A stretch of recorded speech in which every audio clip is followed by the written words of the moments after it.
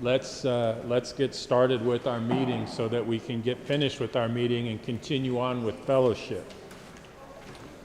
Before we get going with the meeting portion, we have a short opening liturgy that you will find in the annual report. And so we will do that opening liturgy now, and then we'll move on. Confident in God's generosity and gathered into one by the Holy Spirit, let us praise God and give thanks. God, we praise you and give you thanks. You gave us a garden and good food to eat. You rescued your people from slavery. You gave us prophets to correct, rebuke, and encourage us. You gave us your Son, Jesus, to love, redeem, and save us. You gave us your Holy Spirit to be our advocate and comforter.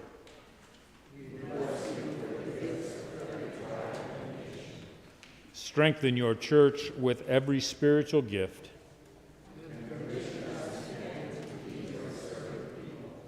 Multiply in us the fruit of the Spirit. Love, joy, peace, patience, kindness, generosity, faithfulness, gentleness, and self-control. Send us in your love and mercy.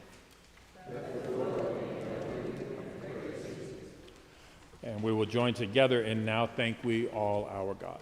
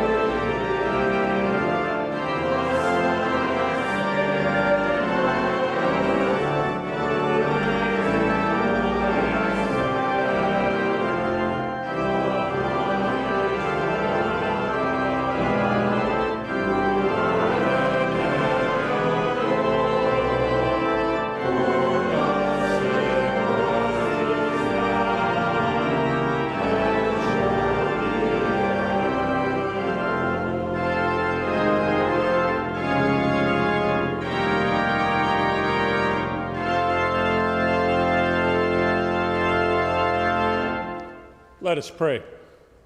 Gracious God, you are the giver of every good gift. Bless us with all that we need for ministry in your name, that we might be a blessing to others. In the name of the one who broke bread and fed the multitudes, Jesus Christ our Lord. Amen. You may be seated.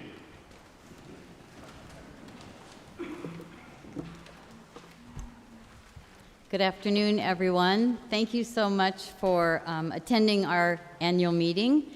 We will try to be as efficient as possible, but I want to make sure that people have time and an opportunity to ask questions or give comments. We will have a microphone carried around if you have questions, if you make a motion. When the microphone comes to you, please state your name. We need to make sure we have that in our minutes, and then provide us with your question or the motion. Thank you. I will officially call to order the St. Mark's annual meeting for 2025. We currently have we have 210 members on record. A quorum for St. Mark's is 20%, which would be 42.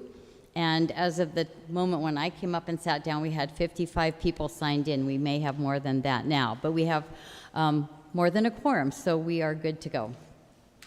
Pastor Dan already provided us with the opening prayer, so I will ask for a motion to approve the agenda. Thank you, Tom. And is there a second? Thank you, Marissa Lee. All in favor, please say aye to approving the agenda. Raise your hand. Any opposed? Abstain. Okay, thank you.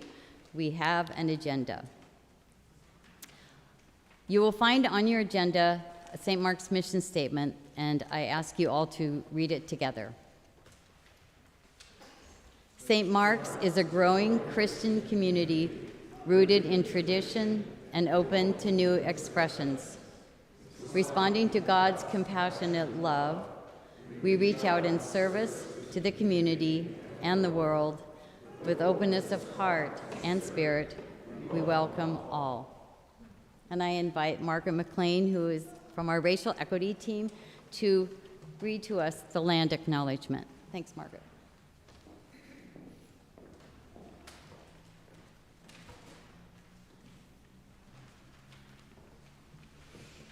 St. Mark's Land Acknowledgement Statement. St. Mark's Square sits on the unceded ancestral homeland of the Ramaytush Ohlone peoples, who are the original inhabitants of what is called the San Francisco Peninsula, and who were the first to gather, love, grow, celebrate, cry, and sing in this place.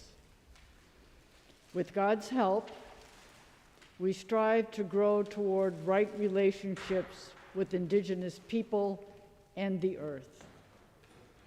With openness of heart and spirit, we hold ourselves accountable to respect and steward the land, its grasses and trees, and creatures great and small. Let it be so in all our relations.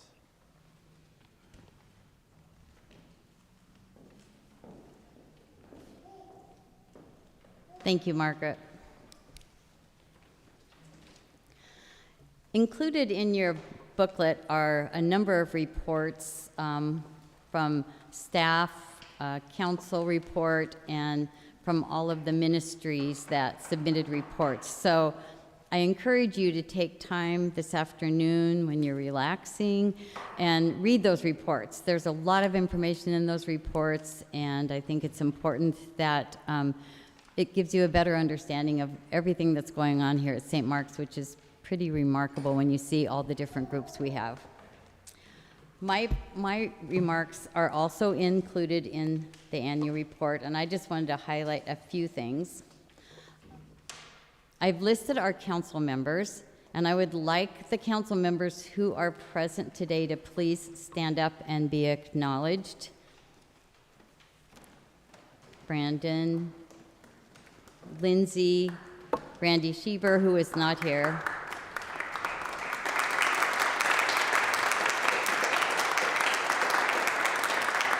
Thank you. Alexander Stevor was unable to join us today. Laura Evanson is here. Hannah Fleck is here. Linda Jackson, Dom Kuntavong, Leah Palmer, and John Marin. So they worked really hard all year, so thank you for your appreciation of that.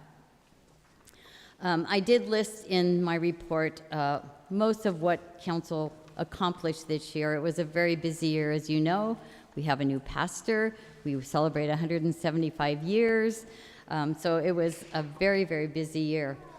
At our retreat in September, we had an opportunity to spend some time with Pastor Dan and really get to know him better. One of the things we do at our retreat is we try to plan for the next year, the upcoming year. So for 2025, we have identified 4 areas for our council goals for 2025. And those are, the areas are faith, ministry, community, and operations. Under faith, we hope to revitalize our worship experience now that we have a full-time lead pastor and we are no longer in transition, as we had been saying over the last several years.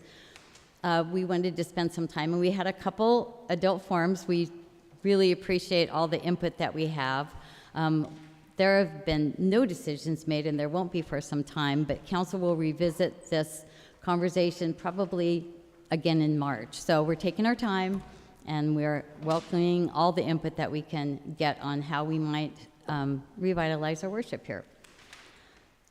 We hope to revitalize the ministry heads meetings this year too. So we haven't had those for a while, and I think it's really important, especially with our new pastor, that we all come together, the people who work on the different ministries, and we understand what everybody's doing and work on our goals together. So we hope to bring back the ministry head meetings. We are excited about all the activities going on the square, and we will support everything that's going on. We will initiate events on the square. We'll work with MLT on the events that they initiate on the square, and we hope to bring in community and visitors and members and really make that a vital place for the community and for St. Mark's. And lastly, on the operations area, it's really important that we have a sustainable budget and that financially we can sustain ourselves going into the future. So we're really going to focus on trying to find a way to not only balance our budget each year, but find a way to make that ability for us sustainable and also be able to maintain adequate staff. So that's what the council has been working on. If you'd like more information on council, please feel free to contact any one of us. The meeting minutes are available. We meet every month on the 4th Thursday of the month. And if you're interested in serving on committees or serving on council, please reach out to one of us and we can definitely give you more information about that too. So we really look forward to serving you in 2025. Next item on the agenda is our treasurer's report. Lindsay Carlin Martin, our treasurer, will provide the information on how we did last year and what our budget is for 2025. And when she has completed her presentation, we will be voting to approve the 2025 budget. So kind of keep an eye out for that purple ballot that you have in your packet. Thank you.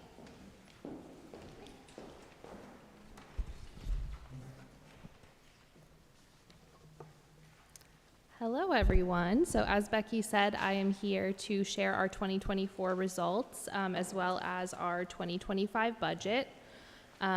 Overall, we were in a deficit for 2024, so we lost about $60,000 versus budgeting break even. If you were here last week, you might note that number is actually a lot better than we expected it to be. As of last week, we were expecting a deficit. Hey, Ken, can you bring her outside, please? As of last week, we were expecting a deficit of $80,000, but our offerings in December came in much, much higher. So thanks to everyone for your generosity in December. Okay, so overall in income, this is where the problem was. Our income was $859,000, which was $92,000 worse than our budget. Again, general giving was not the culprit of our deficit. Overall general giving was $421,000, which was better than our budget of $390,000, and also importantly outperformed 2023 by 12% or $46,000. So that's really great to see. I think that's really healthy and honestly a lot stronger than I would have expected. This favorability was offset by unfavorability in other areas. So our general fund grants, which are just like miscellaneous grants from trusts and foundations, were down by 37% from our budget. That number fluctuates a lot, and it's hard to predict. So I wouldn't read a lot into that one. We have budgeted it lower in this year.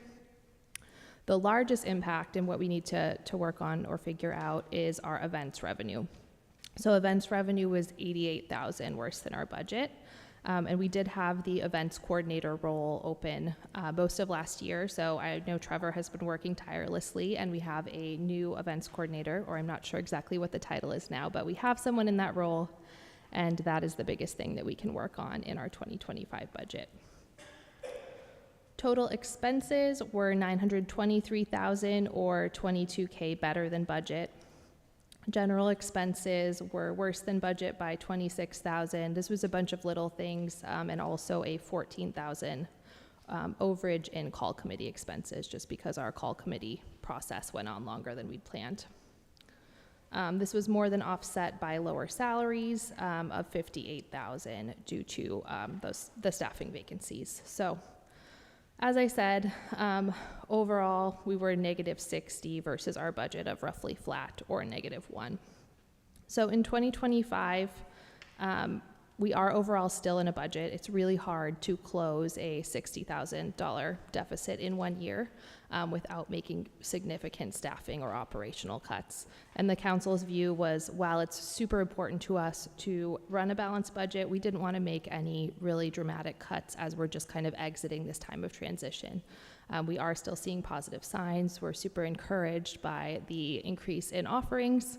And so we want to just kind of see what this next year holds with offerings. We know that they're always lower in a time of interim pastor.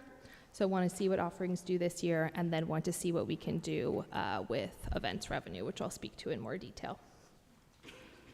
So in 2025, general envelope revenue is budgeted at $435,000 versus $421,000 in 2024. That is a very small increase, just because of kind of the timing. Our actuals came in way higher after we had already finalized our budget. So I think there's probably some opportunity in that number. That's only about a 3% increase versus that 12% increase that we saw this year. In MLT chaplaincy, that is increasing $6,000. So thanks to MLTI for that increased grant that they offered just to help us close our gap this year. And then finally, building use revenue. That's our biggest opportunity to get our budget back in line with where it has been. So we've planned a $78,000 increase for this year. We can get there a bunch of different ways, either getting a couple of new musical groups. We did lose a few this year. We could get 20 weddings, which is only 1 to 2 per month at our current rates, which we believe might be kind of low based on the market. Or we could increase our rental rates on our existing weddings and grow a smaller amount. So we've added $10,000 in marketing expenses, and we've also increased the events coordinator hours very slightly to 30 hours per week to support this initiative. Obviously, this is the biggest question mark in our budget, and so Trevor and I are going to meet on this quarterly, and we'll report back to the council, and I think in some way we need to figure out the exact format, but I think we should report probably out to the congregation on how that is performing every quarter. Total expenses for 2025 are budgeted at $997,000 versus $925,000 this year. Program expenses are $61,000 versus $69,000 this year. All of our ministries are fully funded. That was super important to the council. And the decrease is just driven by hospitality, which is decreasing slightly because we're expecting fewer catered events. We had a lot last year related to the new pastor. And then lower soloist expenses. We had some one-time expenses in 2024 for Tim's sabbatical. And then restricted funds will be used just for the social ministry budget. We have a lot of donations coming in designated for the social ministry, and so we are going to use those to cover the budget, which will save our operating budget some money. General expenses are really staying very, very flat. Church property and general expenses are budgeted at $432,000 versus $434,000 last year. And then one area that is increasing is staff salaries and benefits. Those will be $504,000 this year versus $421,000 last year. That's driven by the vacancy that we saw in the events coordinator position last year, as well as increased costs for staff health insurance, just because we had some staff qualify for health insurance for the first time this year, and then Pastor Lyle was not using our health insurance, so that just the fact that we're offering health insurance is an increase to our budget. So overall net income is a loss of $19,000 versus our 2024 loss of $60,000. Yeah, cash is still really strong. We have okay, that is not the right number. I wrote down the wrong number. It's right in the report, certainly, but we have $237,000 in unrestricted cash and $497,000 in restricted funds. So even if we were to run the same deficit that we ran this year, we would have 3 or more years to do that and still have cash on hand. Certainly not suggesting we do that, but I think that's an important thing to point out. And then all of our restricted funds are listed below. And the biggest ones that are moving around are our bequests. We had a big transfer out of bequests and into our capital reserve fund and our endowment fund in 2024. So that's all I have, and I'll open it up for questions. All right, I'm going to go front to back. Go ahead, Steve. Who has the mic? Don has the... Okay. I think I can talk loud enough for a microphone. Test. Oh yeah, Dom will be right there with the mic. We need the mic. It's coming to you right now, just 1 second. We're just firing it up. State your name and then the question. Sure. My name is Steve Ernst, and I just had some comments or a question about the number of pastors. You know, we've always been a two-pastor church. Being the pastor is not 5 days a week for 8 hours a day with Saturday and Sunday off. It requires, coverage 24/7. Is there any way we can squeeze in money for an associate pastor, even if part-time? Yeah, I mean, I can speak to the actual budget. I definitely agree with that sentiment, but right now there isn't room in the budget. We would have to either increase our income or cut our expenses in some other way. And I don't know if Becky or someone else wants to speak about it in more detail, but I know there have been a lot of conversations about creative ways to find support without, a significant increase in expenses. I'll speak to that in my report at the end. Okay, Thank Pastor you. will speak to that in his report at the end. Thank you.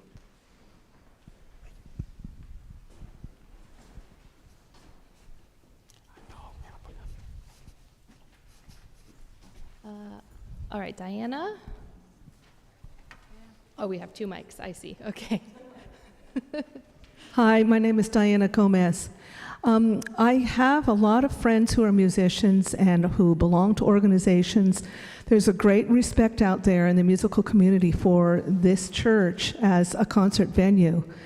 And yet, I personally know of 4 different organizations that are no longer using St. Mark's.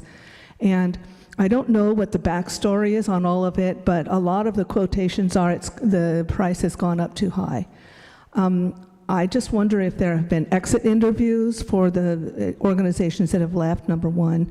And how hard are we looking at why we lost these groups? And did we want to lose them? Maybe it was intentional, I don't know. But is it a realistic goal that we're going to make an additional $70,000? You know, I'm looking at what I see, and I'm thinking, whoa, we've lost people, and now we're trying to up the amount that we're making. So how realistic is that goal is the question that comes into my mind. I'll let Trevor speak first, and then I'll add my thoughts. Just speaking directly to that, we have lost several people, but there is a struggle with the price increase. That's also because we haven't had a price increase since 2017. So the price increase we did have jumped up quite a bit. And there was a lot of pushback, but there's also people are obviously very willing to pay it. So most of the groups we lost were due to really the way they were behaving in the space, not respecting the sacred space, things of that nature. It wasn't really a price issue. But I did a market research before increasing the price rate and priced us below what I found was the market rate for the space and what we offer. So it was a well-researched thing. It wasn't just a grabbed number.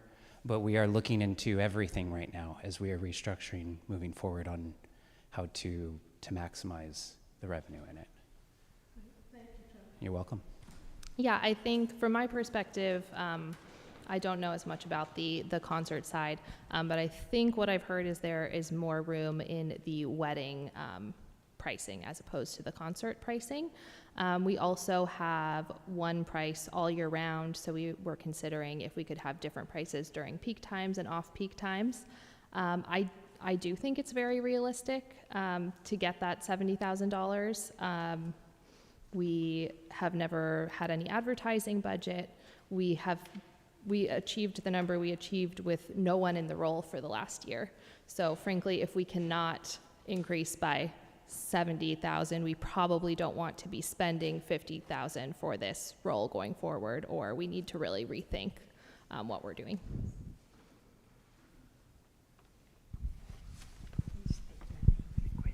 Okay. I'm Scott Taylor. So I just had a question on the closing balances. So if you look at the restricted funds, it says 497,884, but down below then it says 736,085. So I just wondered, is the number in restricted just the bank balance and there's other investments that aren't showing here? Yeah, exactly. The differences are 200 and some thousand certificate of deposit, which is all restricted funds right now. Okay, so that's not considered cash, that's just like an investment line item or something like that? Yeah, it's in a different line on our balance sheet. And it's not, I mean, it's still very liquid. Our current CD is 2 months, but yes, that's a good call out. And then the other point kind of related is the endowment fund shown here? Because I don't see that listed under restricted funds, but I know we have an endowment. It is not included in this. So this is considered like the operating budget for the church, so the endowment's separate? Yeah, it's in a separate section. It hasn't been included in this summary since before my time. Okay, great. And one last question is the CD interest. It looks a little low just based on the balances that we have. If we have another couple $100,000 in a CD, we have close to $1 million. 6,000 seems like a low earnings given the kind of the current rate environment. Yes, so our capital reserve fund increased a lot towards the end of the year. So that's why we haven't invested those funds yet. We are planning to invest an extra, I think it's $250,000 in a CD as soon as we get the transfer through. That's all in progress. So that is what is driving the increased CD interest planned for this year. It's also dependent on when the capital project happens. If we don't deploy any of the capital funds through the rest of the year, our interest rate right now is 4% on our CD, so we could make at least $16,000 to $20,000 depending on when the capital project happens. Okay, great. Thank you very much.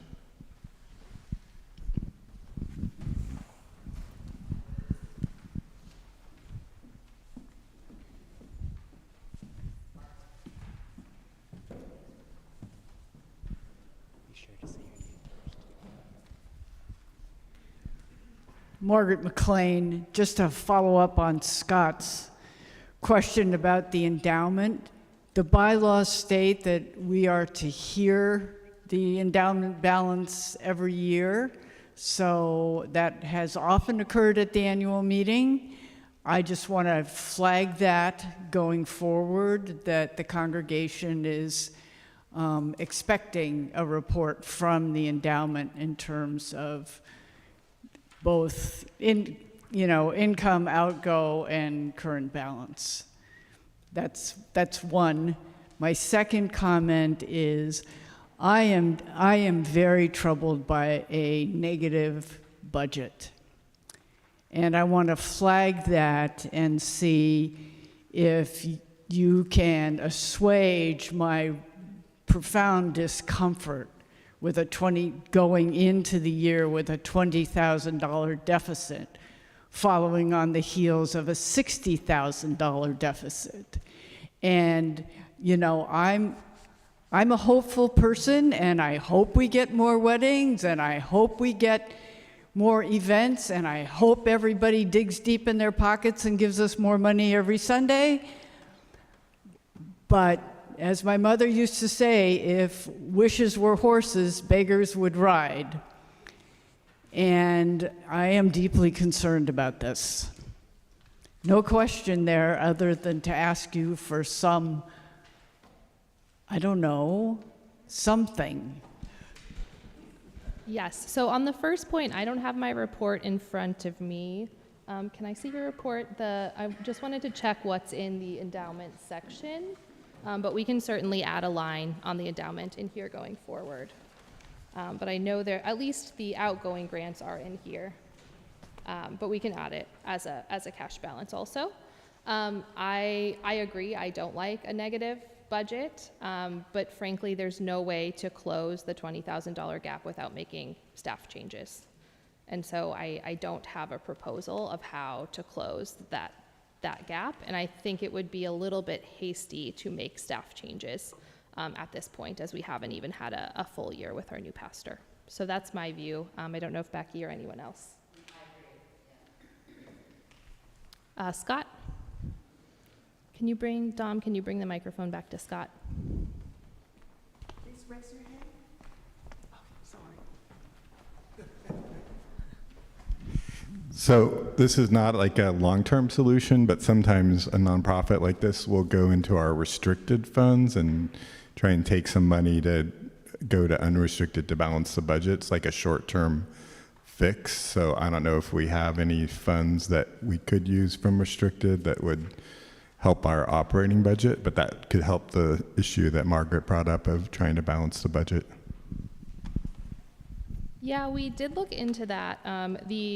The only ones that we came up with were like real Band-Aid solutions. Like we could use the capital fund to like pay our utilities, and I didn't approve that. I didn't think that was a good idea. The other one that did come up that we changed after last week's meeting was the possibility of paying our nursery salaries out of the youth fund, but it sounds like that's earmarked for something else, and so that was not very popular at last week's meeting, so we changed. I would say we don't really need to do that, so if we're running a $20,000 deficit, we could do that for 10 years with our current operating cash on hand. I'm certainly not proposing that, but I in no way feel like we're in the danger zone right now. I do feel like this is the right thing to do for this year. Please state your name. Hi, I'm Omer Voss, Endowment Chair. And Margaret, thank you for your reminder of that notice being necessary annually. It's sort of there, actually, not as a financial statement, but in narrative form in the endowment report. Specifically, just so that we're aware as an annual meeting item, the closing balance in December 31st, was $561,000.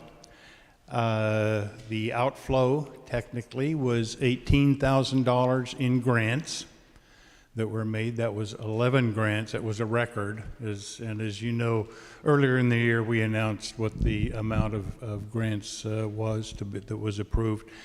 And also that we did receive some funds in the form of bequests, as the church did in total, for bequests and gifts from estates and other kinds of gifts, some of which were labeled for endowment itself specifically, and let's see, 152,600 of that went directly to endowment, was specified, and about 250,000 was shared, or actually of 300,000 was shared with the church, which received 250,000. I believe most of that was directed to the capital campaign.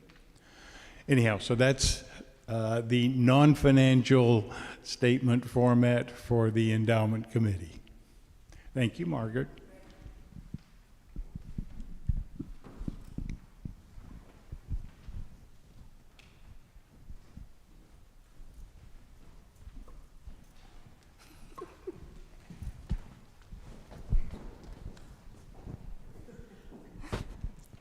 Thank you, Lindsay. Oh, Rachel. Just to speak to the revenue side of things one more time and the idea of weddings, while I would love to see more weddings in our beautiful space, realistically, most weddings are planned about a year in advance. We do occasionally get the last minute bookings, but the likelihood of getting a lot of weddings this year is probably not there. Even if we're putting in the money now, we'll probably see the payout next year.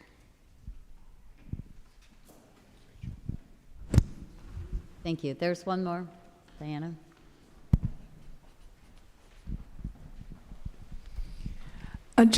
Diana again. I just want to be clear. Last year we were in deficit 60,000, and this year we're 20,000. Does that mean we're actually in deficit 80,000, or did we make up a lot of that? That means we're improving by 40,000, getting better by 40,000. Okay, so that's great. And then the second thing I need to say is $20,000 really isn't that much. It's not that bad. I mean, $20,000 is not $200,000. And it's not so bad, folks, I don't think, in my humble opinion. That's all I have to say.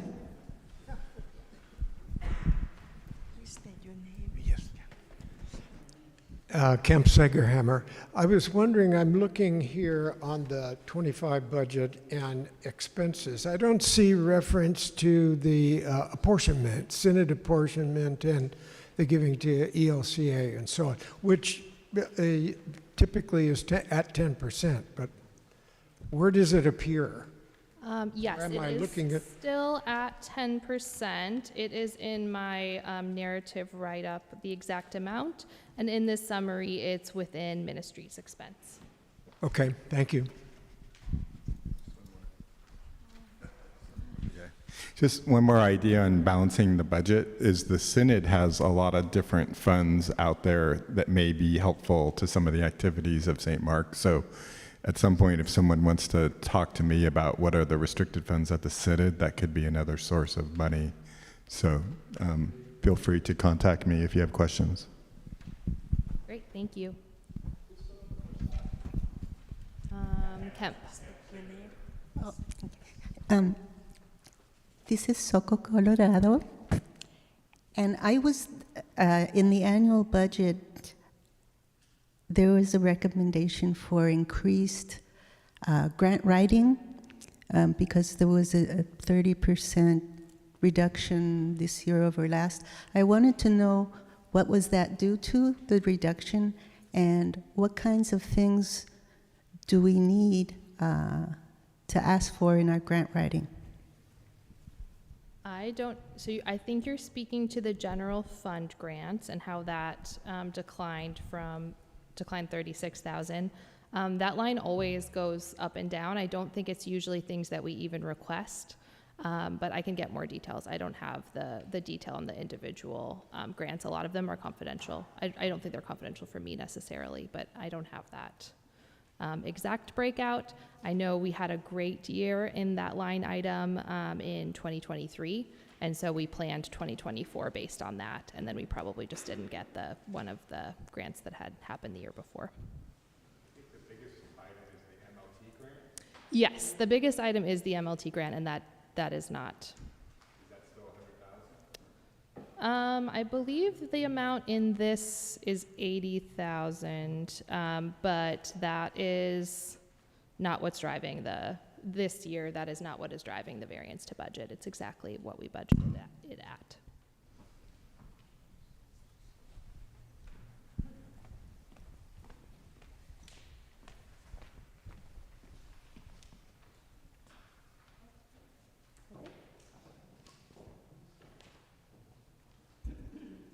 If there are no other questions, if you take out your purple ballot, I am going to ask for a motion to approve the 2025 budget for St. Mark's Evangelical Lutheran Church of San Francisco.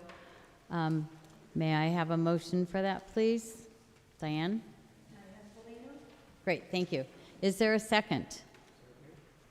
Thank you. Kemp seconded it? Kemp Segerham. Okay, is there any discussion? Any further discussion? Okay, I will ask you all to please complete your purple ballot and turn it into the individuals who will collect it and count it. Thank you.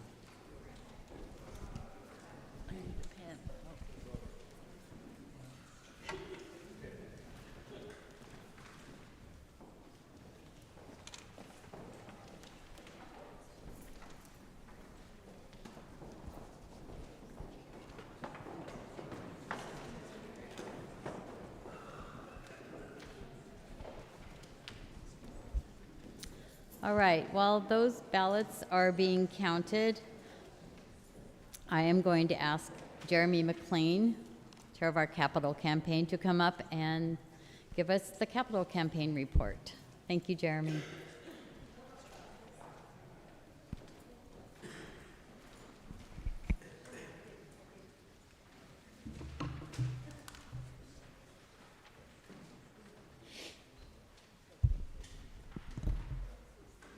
No, my name is Jeremy McLean. I am chair of the Capital Campaign. For those of you who may not have heard, the project that we are working on is repointing the exterior bricks around the building and doing roof repairs. Excuse me. God, that didn't happen during the anthem.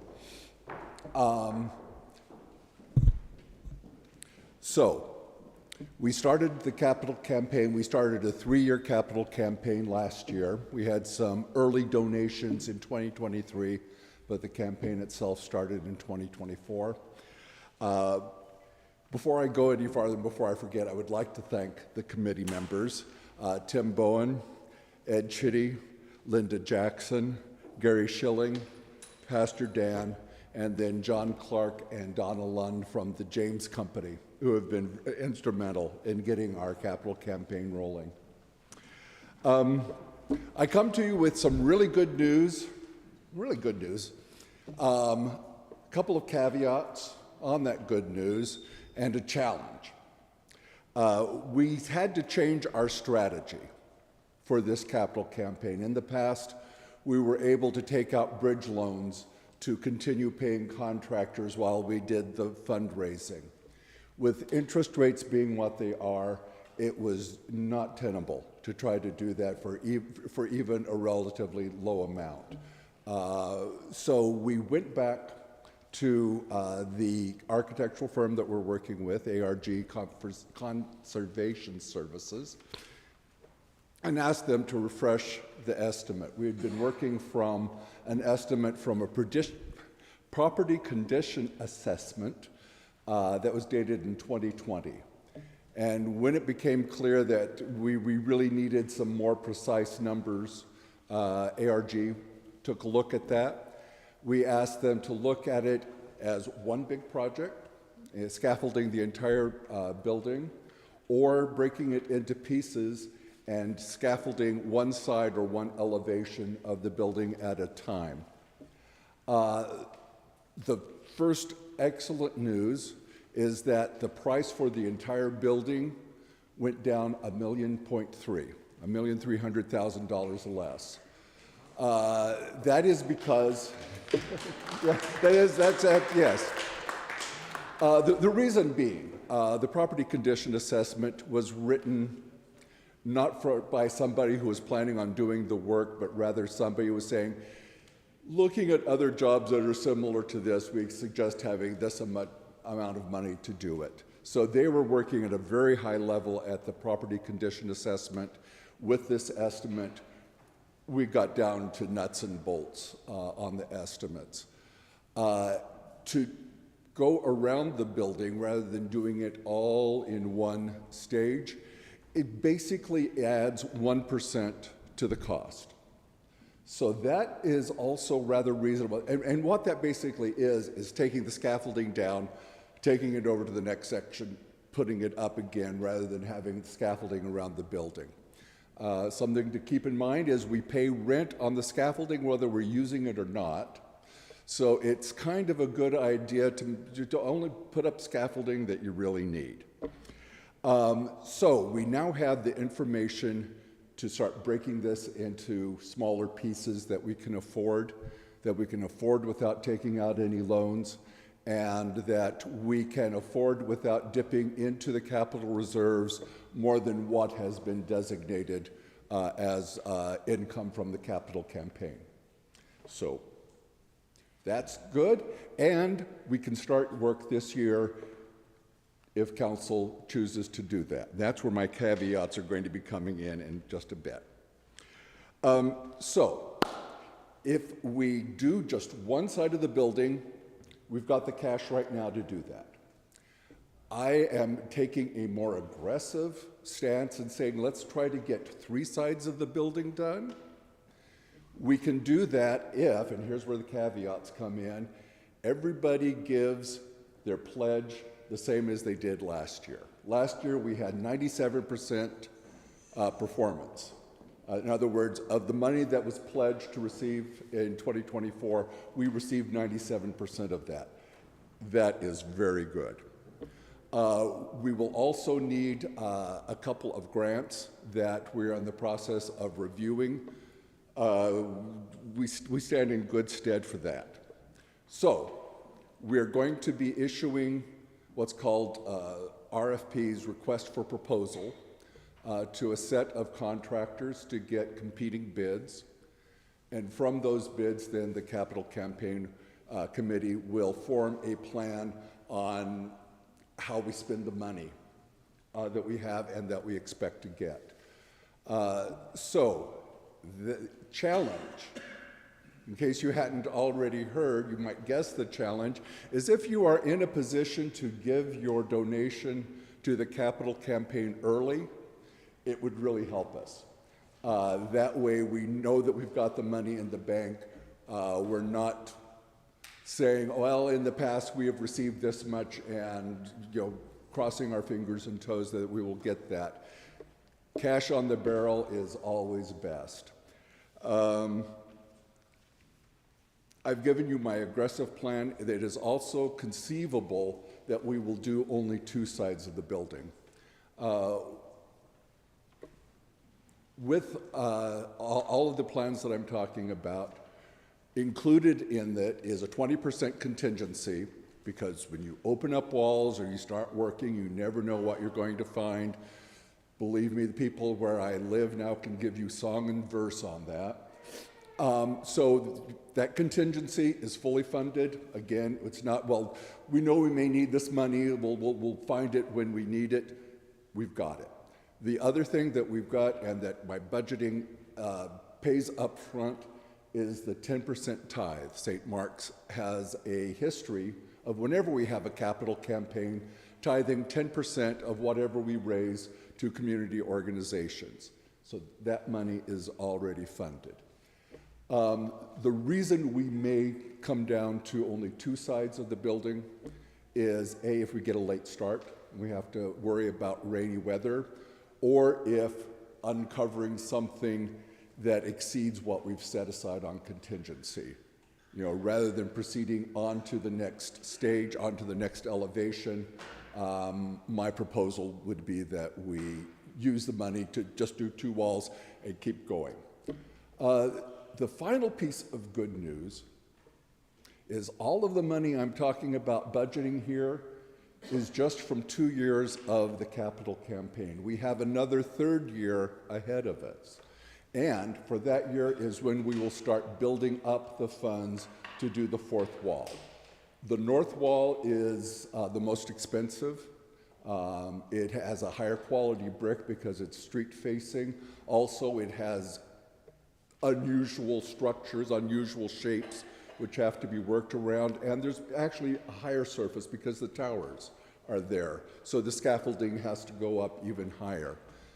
There was no way that we could get the north side done and anything else. There would have been either just doing the north side and waiting on everything else. The guidance from capital campaign and council has been that we would rather focus on the 3 walls and then start using the funds from the 3rd year to build up, but we will still be about $500,000 short, which will be a later campaign after people have had a chance to refresh themselves from this 3-year campaign. We don't want to become, like I call it, a freight train of capital campaigns. One train goes by and then here comes the next one. So, as I said, really good news. We are going to be able to start work this year. I had my doubts for a while there. Please, if you are capable, if you have the money setting aside, you donate stock or whatever, however you do it, if you are able, please make your contributions earlier rather than later. And look forward to yet another congregational meeting where we'll have the nuts and bolts of exactly when we will start, how much it's going to cost, and a contractor. Open for questions or any corrections from the committee. Okay, thank you, everybody.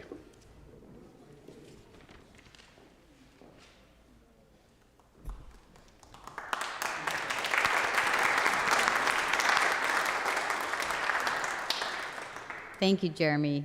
They work very, very hard. So we appreciate the good news too, especially that. Okay, the vote is in for the budget. We had a total of 63 ballots submitted. 58 were yes, 1 was an abstention, and 4 were no.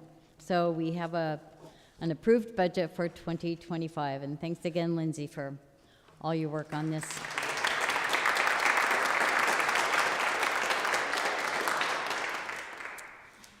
The next item on our agenda is an update from St. Mark's Square. So I'm going to ask Shannon Cheng, who is the president of MLTI board, to give us a presentation on what's going on in the square.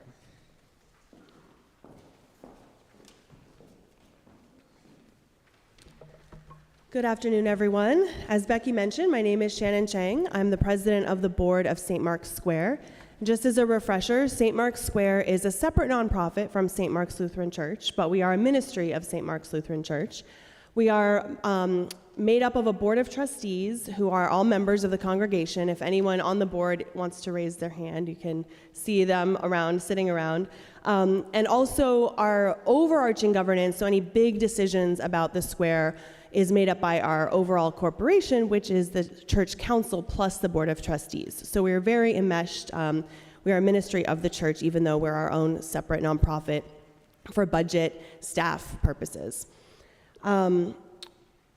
Really, our dual ministry focus is on community engagement and affordable housing. Those are our two main areas, and we work those two areas together towards bringing our vision to life of an intergenerational campus with over 300 units of affordable housing on the square. So I'll get into kind of both aspects of our ministry.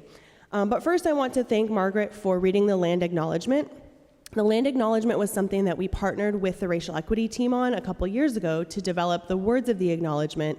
But also, as part of our land acknowledgement, there's an ongoing commitment to keeping it alive. It's a living land acknowledgement, so every year we host educational events and different programming around the land acknowledgement.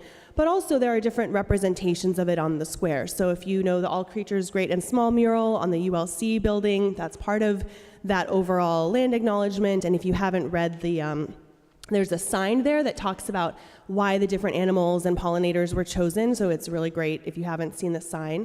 We also have a pollinator habitat on the square, which was put together by everyone here at one of our Earth Day celebrations a couple years ago.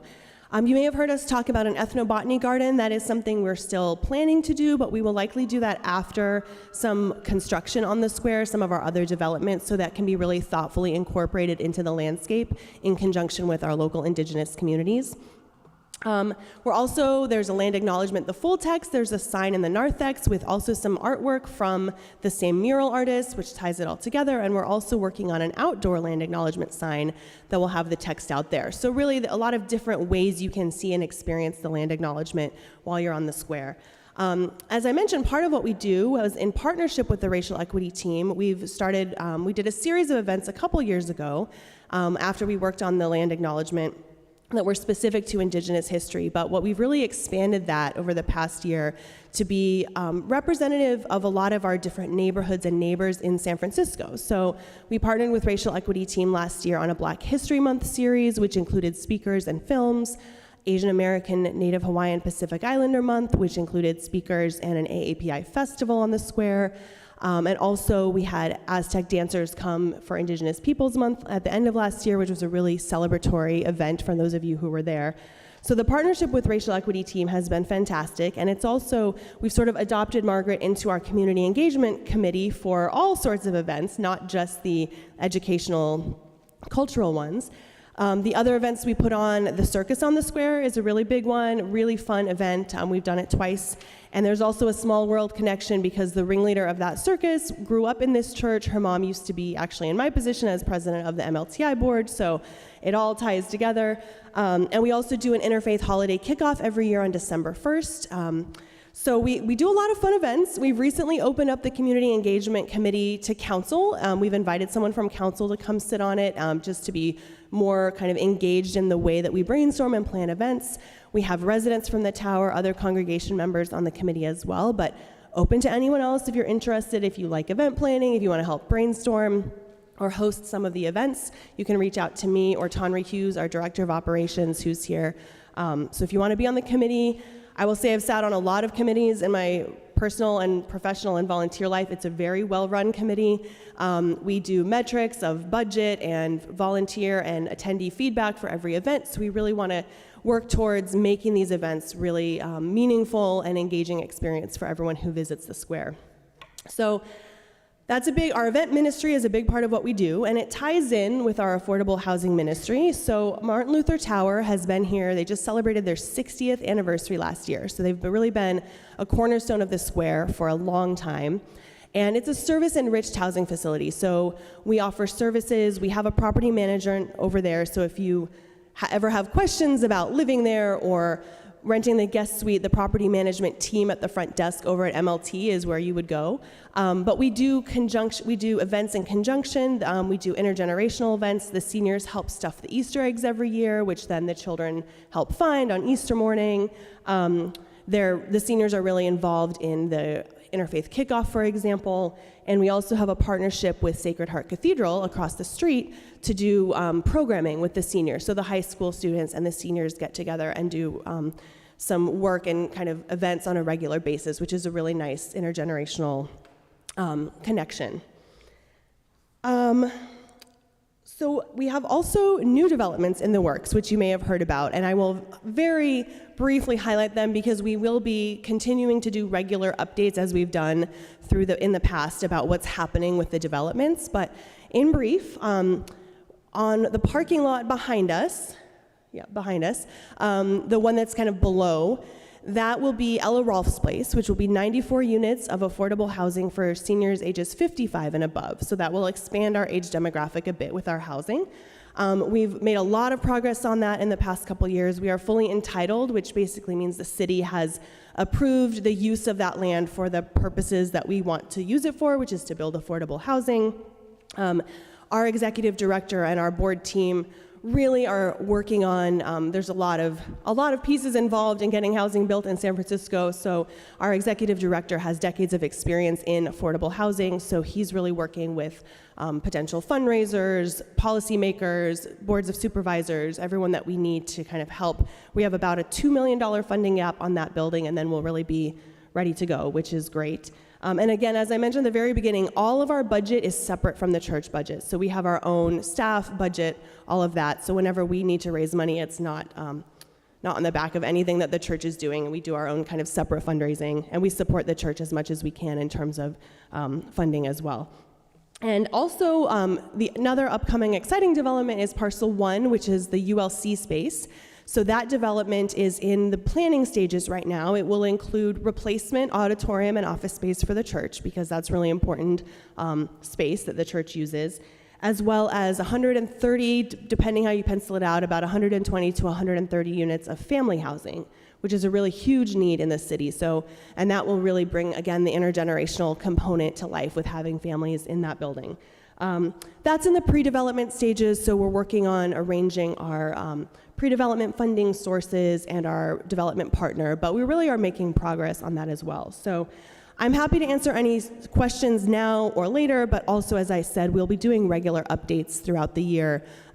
We always do these developments under the guiding principles that the council and congregation have provided, and we usually provide those when we do our updates, but a couple years ago, the church and congregation and council got together to give us, guiding principles about kind of how we want the affordable housing ministry to look and different uses for this space that the church thinks are important. So again, it's a ministry of the church, and everything we do is with the guiding principles that the church has provided in mind.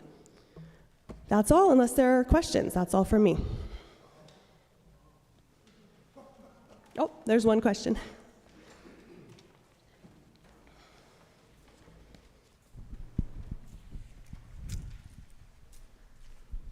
Thank you.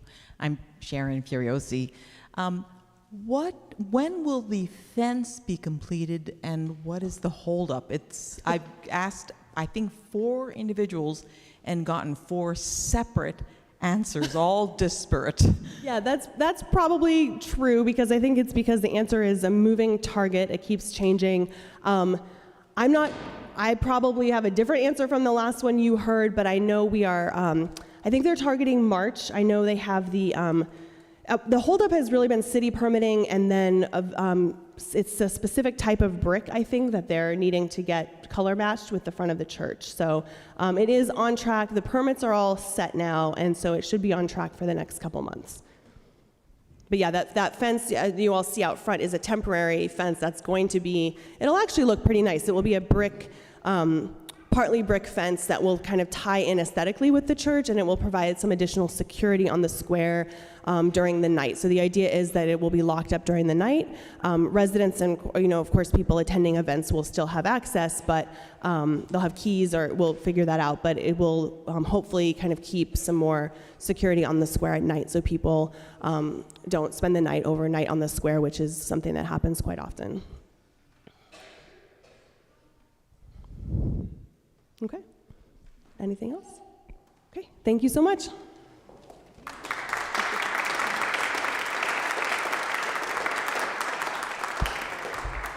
Thank you, Shannon. Now it's time to hopefully elect some new council members. So our nominating committee this year was made up of Randy Schieber and Ken Martin. And so Ken is going to present the candidates and introduce them, and then we will go forward with the vote. Ken?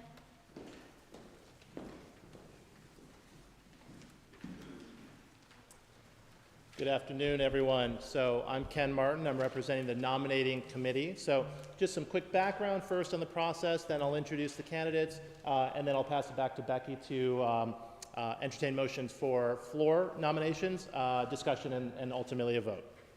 So quick background. So the committee, the nominating committee, gets names throughout the course of the year. Some of those names make their way to pastor, some of them make their way to Becky as the president, or generally it's also brainstorming among the committee, the nominating committee, and the council. So generally speaking, that's the process. So definitely would encourage everyone, as you're thinking about things for the course of the year, either today or in the future, please don't be shy. You know, we're always looking for help.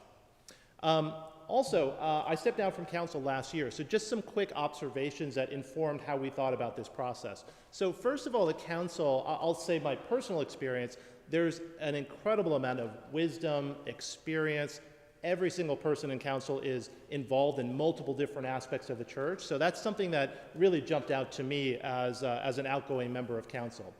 So as we thought about these candidates that you have here, I think it represents a mixture, right? Folks who are deeply involved, longtime members, folks who are very active, also some fresh new faces, right? And I think that, just from a personal perspective, is incredibly important as we think about the challenges of the church, some of the opportunities that we have, getting fresh ideas together, I think is really important. If I have one criticism of council, and only one criticism, it's there's too much consensus. There's too much agreement.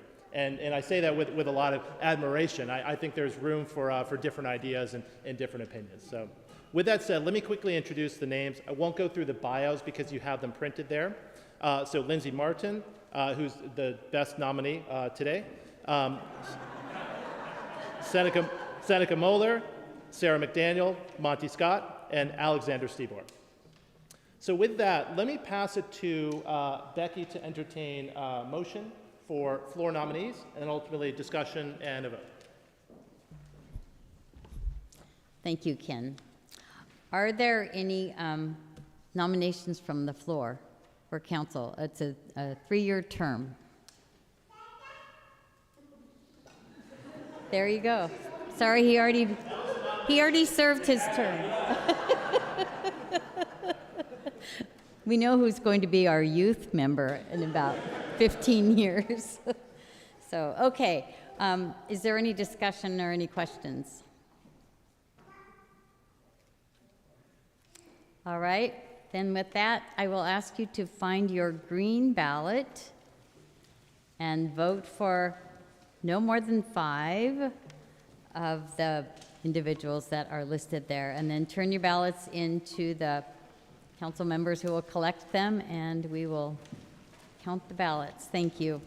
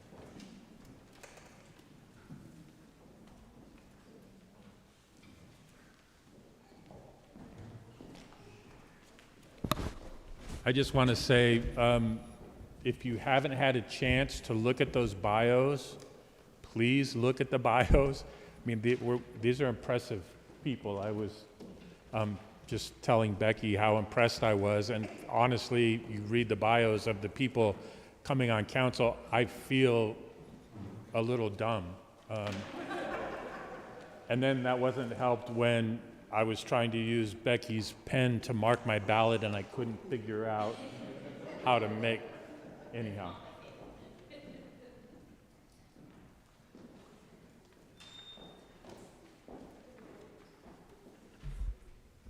All right, while they're counting the ballots, we will move on to the next item on the agenda, which is the report from our new pastor, Pastor Dan. Guess I could have just stayed up here. You'll see most of my report, well, you'll see my whole report in the annual report. There's just a few things I would like to add, and you know, the thing is, I guess, if you ask me for a report, timing is everything, right? So my report to you 2 weeks ago may have been different than the report I have today, but it is what it is. Part of the things that I will do is to be as honest with you as I possibly can, because I don't want us to misunderstand each other. So a couple of things have become apparent. As I said in my report, in the first 4 months, we are terribly, terribly understaffed, and I cannot say that enough. I do appreciate, as Steve brought up earlier, the need for a part-time associate pastor, and we're looking for different ways to be able to do that in a way that's healthy and that we can, afford to do it as reasonably as possible.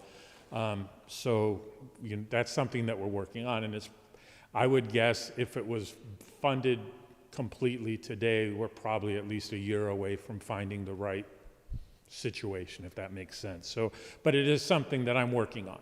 I do think,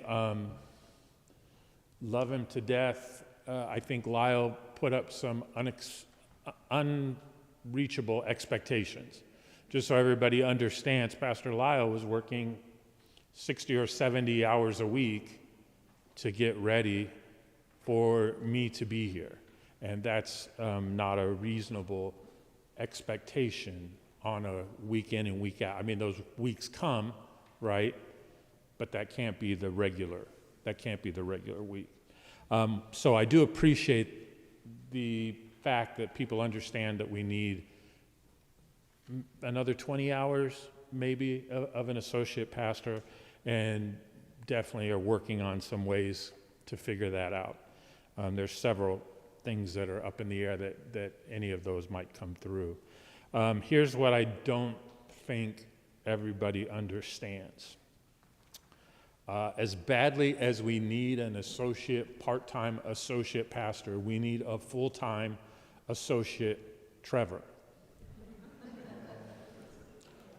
And I'm telling you, if you asked me to choose one or the other, I would choose the full-time Trevor before I would choose an associate pastor. It's that important. And I'm going to say it a few times, and I'll keep saying it, and I hope at some point it sinks in. We are woefully, woefully understaffed. This brilliant annual report that gets put together, we do a lot of stuff. We do the same amount of things that we did when we had 400 or 500 people in worship and we had full-time staff people. But now we have less volunteers, because we have less volunteers that are able to be here during the week, and the work keeps coming in. We're still doing all of the same things that we did, if not more of those things. And so people in the office are burning out. It's not something that's going to happen in the future if we're not careful. It's happening now, okay?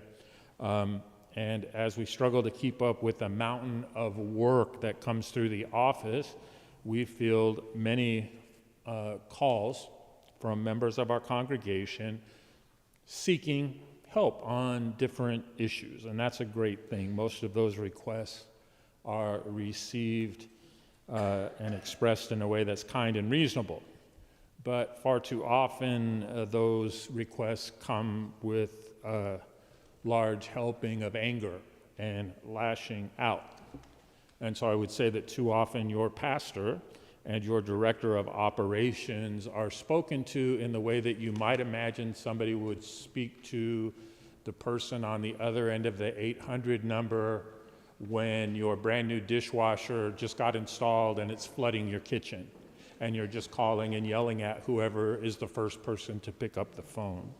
And I don't think that that's the way that we should expect to talk to each other. So, again, it does happen often enough that I just want to clarify that. Trevor is our director of operations. Trevor runs the business side of our organization. Trevor does an amazing job, and the simple truth is that there is more work to do than Trevor can do. And I have to say, one of the things I've been shocked at is the amount of things that go on where we wonder, how do we do this? Well, I don't know, nobody knows, just call Trevor. And it's stuff that's kind of crazy that we would expect the person who runs our entire operation to be the one that's responsible. And so that just all slows it down. There is more work to do in our office. There's more work to do in Trevor's position than we should expect anyone to be able to keep up with. And so far too often when someone hasn't received a prompt enough response to their inquiry, they lash out. And when they lash out, instead of just accepting the fact that we are woefully understaffed and behind, it takes longer to get things done because there is a long list of things that do have to be done. And everybody who's called earlier and put their items on the list are equally as you want to get their things done as well. So we can't just move whoever's angriest to the top of the list. So I just want to say, when you deal with the people in the office who I feel responsible for, that if you call and you are kind and reasonable, you will get a better response to what you need to get done than if you call with demands and threats and recriminations. I want you to all understand clearly that when you call the office, whether you call me or Trevor or Michelle or Loren or whoever you speak to, it is our desire to help you achieve the outcome that you're calling the office to achieve. It might not happen as quickly as you want to, because I'm not sure if you heard, but we're woefully understaffed. I can promise you that nobody in the office is working to sabotage you or your situation. I don't feel like I should have to say it, but after the week that I had last week, I feel like I have to say it.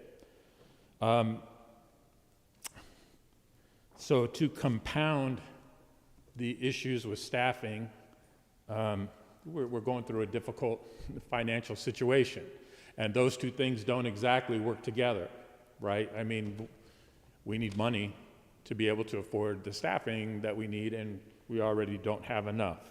So that's the situation. I am firmly convinced, 100%, that we can solve the issues with staffing and the issues with the finances. I've only been here for 4 months, but my assumption is we didn't get into this situation overnight. And I don't expect that we're going to get out of it overnight, which is why we may end up having to run a deficit budget for a little while. because we just can't switch all of that stuff up. Like weddings is one of those things we talked about, right? Those are a year out. We might really do well with some weddings, but it's not going to happen overnight. Hopefully we can get some more music groups in here and get some of those things going. But it's going to take some time. I am convinced we will get there. And I ask for your prayers and your patience and your understanding as we work to address these situations. And your kindness and reasonableness with my staff would be greatly, greatly appreciated. And I guess I would ask, if you feel like you just need to yell at somebody, please get transferred to my office and yell at me rather than at the rest of the staff. I will say in closing that I am thankful, very thankful for the countless saints that have called St. Mark their church home over the past 175 years, and that includes all of you. They have helped St. Mark's to become this unique place, and they have brought us to all of the decisions that they have made, all of the earlier council meetings, all of those things have brought us to this unique place and time and have helped us become who we are as a congregation. We will move forward. We will get through these issues, but we will only get through them if we work together. We won't get through them fighting with each other. If we choose to fight instead of work, I question whether we will have a 185th anniversary. But if we choose to get along, and work together to solve the issues in front of us, I have no question that we will have a 200th and a 250th and a 300th. May God guide and direct us as we venture into that future. And I would be open to questions if anybody has any. Good.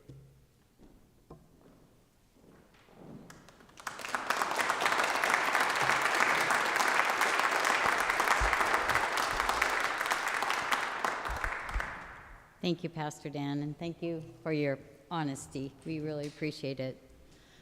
Okay, we have the results of the vote for council members. Alexander Stibor, there were 65 ballots. Alexander Stibor received 62 yes votes. Lindsay Martin received 65 yes votes. Sarah McDaniel received 62 yes votes. Monty Stott received 63 yes votes, and Seneca Muller received 62 yes votes. So we have new council members. Congratulations.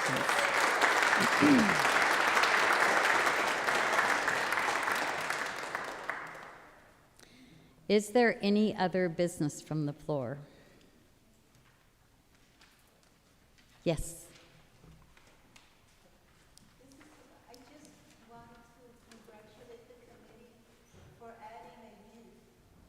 Yes.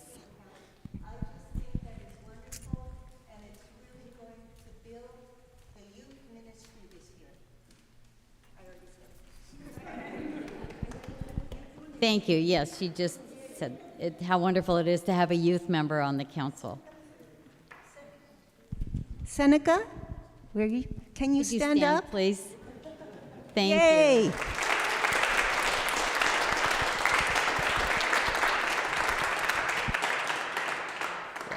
We are very happy about having Seneca on the council, so thank you. It's great to have that perspective. Okay, I would like to just take a moment to just thank everybody who helped make this meeting possible. It's not a small feat, as Pastor Dan said. So thanks to Trevor and the staff and Pastor Dan for many, many hours.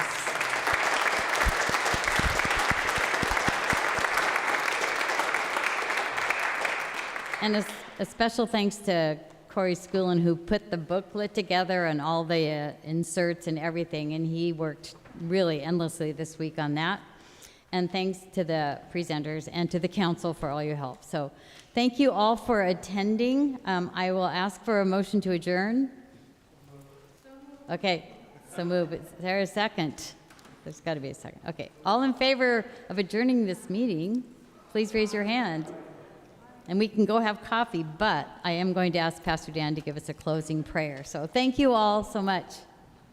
Brandon, there was a lot of names. Based on the hands that went up, I would say you're safe if you say the motion for Kemp Sagerhammer and seconded by James Bridgman. I think you'll be safe.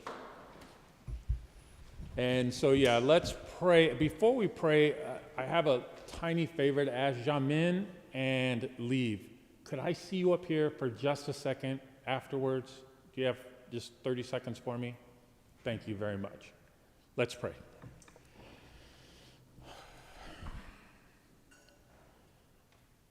Gracious and unconditionally loving God, we thank you so much for this place and for these people and for the ministry that happens here.